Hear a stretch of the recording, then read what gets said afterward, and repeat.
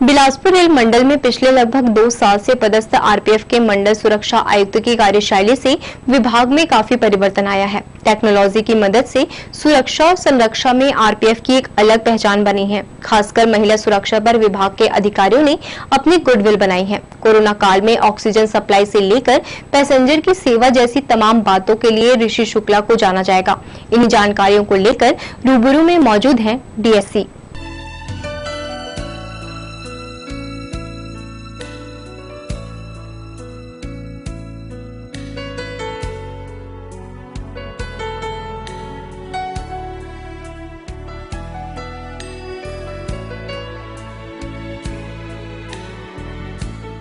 नमस्कार, CCN Lok Sabha TV के इस रूबरू कार्यक्रम में आपका स्वागत है।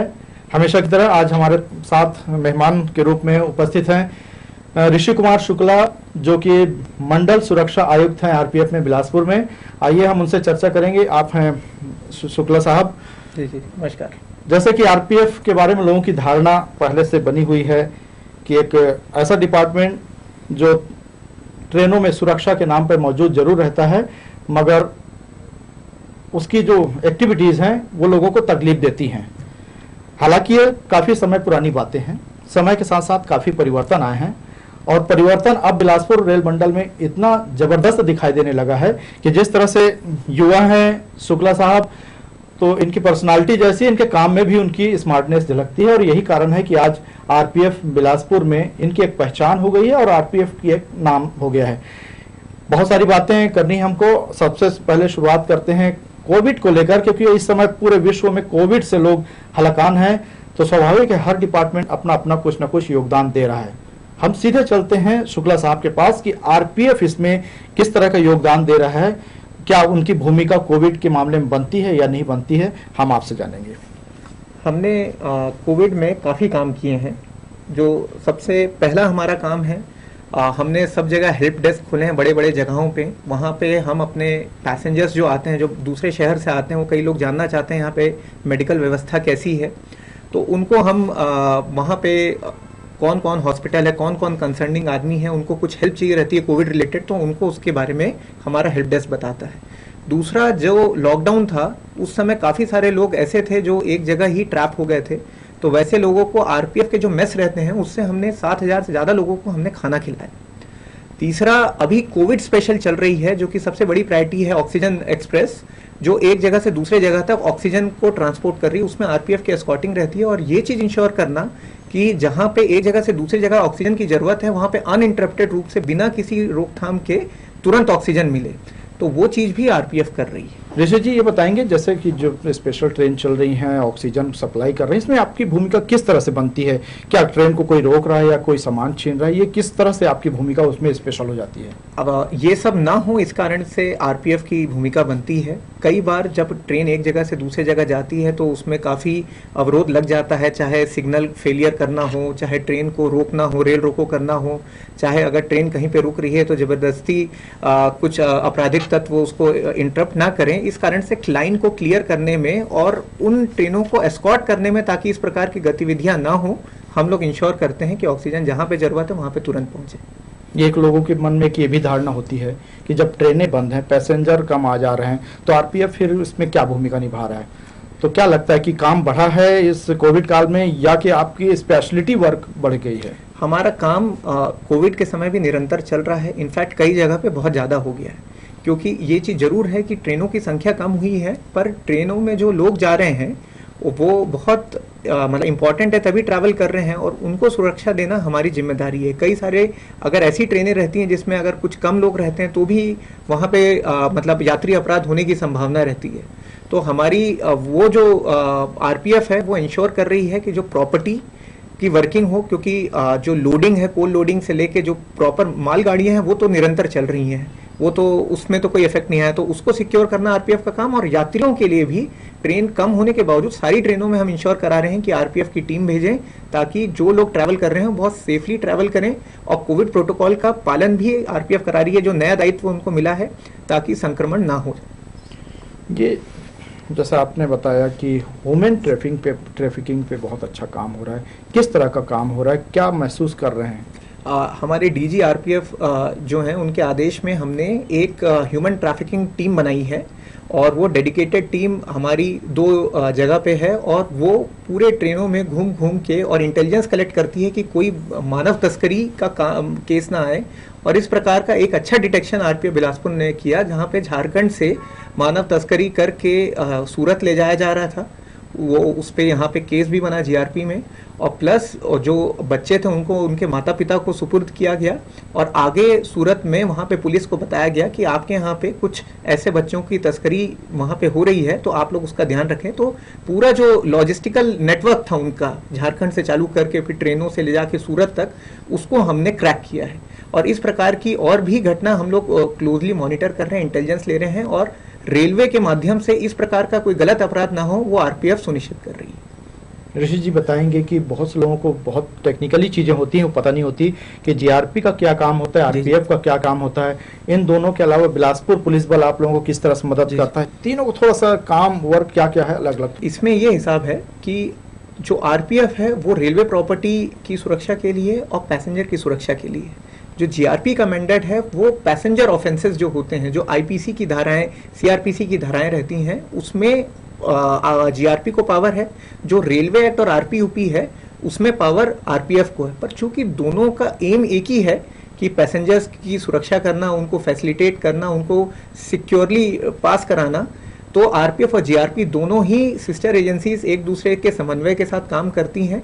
और जो भी गलत काम अगर उसमें होता रहता है तो आरपीयूपी, रेलवे एक्ट और आईपीसी सीआरपीसी धाराओं के अंदर जो रेस्पेक्टिव एजेंसीज हैं वो अपना केस बुक करती हैं। जीआरपी आरपीएफ के बीच में जिला पुलिस बल का भी योगदान होता है, उसका कितना योगदान होता है? हमारा रेलवे स्टेशन है, तो रेलवे स्टेशन में कई बार पार्किंग की प्रॉब्लम आ जाती है, तो जो भी रेलवे स्टेशन हमारे जुरिस्डिक्शन में है उसका जो सर्कुलेटिंग एरिया है, जैसे प्लेटफॉर्म्स हो गया वो जीआरपी के अंडर में आता है, पर जो सर्कुलेटिंग एरिया या रेलवे एरिया हो गया, यहाँ पे रेलवे के पास बहुत बड़ा एरिया है, उसमें तोरवा पुलिस, तारबहार पुलिस का, आप अगर रेलवे स्टेशन के उस तरफ चले जाएं तो सिरगिट्टी पुलिस का, तो वहां पे रेलवे एरिया में कोई अपराध होता है अदर देन स्टेशन और प्लेटफॉर्म के, इंक्लूडिंग सर्कुलेटिंग एरिया, तो वो लोकल पुलिस के अंदर में आता है। और वहां पे भी लोकल पुलिस और आरपीएफ मिलके ये इंश्योर कराती हैं कि रेलवे एरिया में कोई अपराध ना हो। क्योंकि मैं रेलवे क्षेत्र से बिलोंग करता हूँ, बहुत सारी चीजें बहुत सी जान रहा हूँ, समझ रहा हूँ। एक समय था कि मालगाड़ी में लोग चढ़ते थे और बहुत सारा कोयला और बहुत सारे सामान उतार लेते थे, उसके बाद स्थानीय लोग आते थे, कोयला बीन के ले जाते थे, बेचते थे, चोरी होती थी।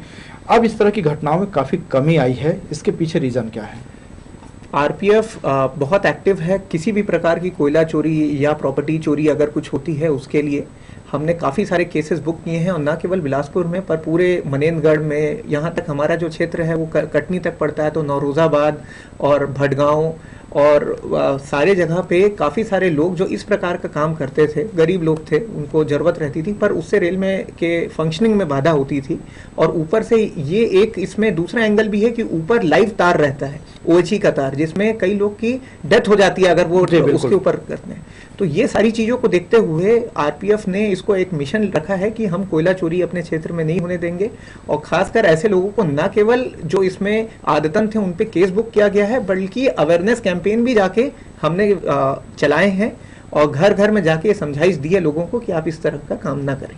जैसा आपने कहा कि मानव तस्करी रोकने में आरपीएफ काफ़ी मददगार साबित हुई है, तो अभी लगातार केस बढ़े हैं, या ये कहें कि कोविड काल में आरपीएफ के पास काम कम हुआ इसलिए अपराधों की तरफ काफी काम कर रहे हैं, जैसे गांजा हुआ या चोरी के प्रकरण काफी सुलझाए, केस बढ़े हैं, क्या है मामला? पहले भी काफी सारे केसेस थे, अभी भी ये हिसाब है कि काफी हमारा कंप्लायंस बढ़ा है, हमने डेडिकेटेड टास्क टीम्स बढ़ाई हैं, हम एक एक केस को बहुत डेप्थ में जाके इन्वेस्टिगेट कर रहे हैं। एक एक आदमी जो ट्रेन स्टेशन में आता है उसकी चेकिंग होती है, बिलासपुर में वो बैगेज स्कैनर के थ्रू वो सामान लेके जाता है। इसी कारण से कई सारे ऐसे किस्से जिसमें लोग अपने शरीर में कैश को चिपका के लेके जा रहे थे, या कुछ लोग जो गांजा ले जाने की कोशिश कर रहे थे, चूंकि एक एक की हम बहुत अच्छे से मतलब सोशल डिस्टेंसिंग मेंटेन करवा के उनको एंट्री दे रहे हैं और सबकी थॉरो चेकिंग हो रही है, इस कारण से इस प्रकार के केसेस सामने आए हैं। और आगे भी एक बार कोविड मतलब जब चीज़ें ज़्यादा ट्रेनें चलने जाएंगी, नॉर्मलसी हो जाएगी, उस समय भी हम ये इंश्योर करेंगे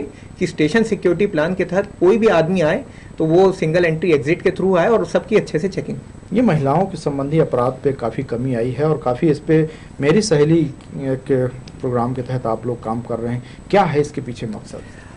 मेरी सहेली एक बहुत ही अच्छा कार्यक्रम है जो पूरे भारत में चलाया जा रहा है। बिलासपुर डिवीजन में भी इसका बहुत अच्छे से पालन हो रहा है, जिसमें ये हमें इंश्योर करना रहता है कि जो इम्पोर्टेंट ट्रेन जो यहाँ बिलासपुर डिवीजन से जाती हैं उसमें जितनी लेडी पैसेंजर्स ट्रैवल करती हैं उसको हमारी जो लेडी सब इंस्पेक्टर्स और कांस्टेबल्स हैं जिनकी काफ़ी भर्ती हुई है और अभी आके हमारे पोस्टों में ज्वाइन की हैं, वो सारे जाके उनको अटेंड करते हैं और उनसे बात करते हैं, उनसे पूछते हैं आपको कोई तकलीफ तो नहीं है। उनको हमारे कंट्रोल का पोस्ट का नंबर दिया जाता है कि अगर आपको कोई तकलीफ होगी तो आप हमें बताइएगा।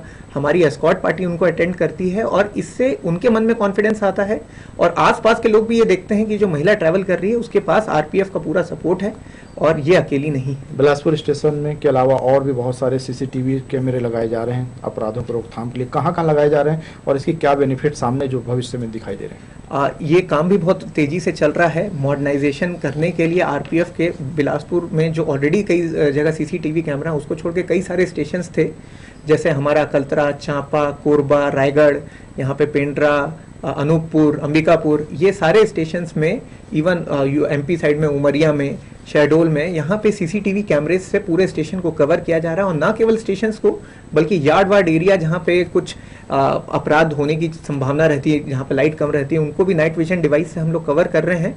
और एक एक आदमी जब वो स्टेशन के अंदर आएगा, जब तक वो ट्रेन में बैठता है या ट्रेन से निकल के बाहर जाता है, उसका पूरा एक एक मूवमेंट ट्रैक होगा। कभी भी दुर्घटना होती है ट्रेनों में, उसमें आरपीएफ की भूमिका क्या होती है? जैसे बीते दिनों अभी और केस हुए हैं उसको लेकर। अगर ट्रेन से संबंधित कोई भी घटना होती है, कोई भी अनयूजुअल इंसिडेंट होता है, सबसे पहले आरपीएफ को तुरंत वहां पे पहुंच जाना है और आरपीएफ फर्स्ट रिस्पॉन्डर की तरह वहां पे पहुंचती भी है।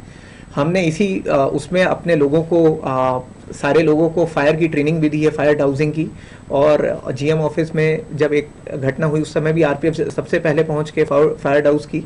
और इस प्रकार से RPF as a first responder एक क्विक टीम है जो तुरंत वहां पे पहुंचेगी किसी भी प्रकार का अपराध हो। इस वक्त देश दुनिया सिर्फ कोविड पे केंद्रित है, कोविड पे ही चर्चा कर रही है, कोविड पे ही सारी बातें हो रही हैं।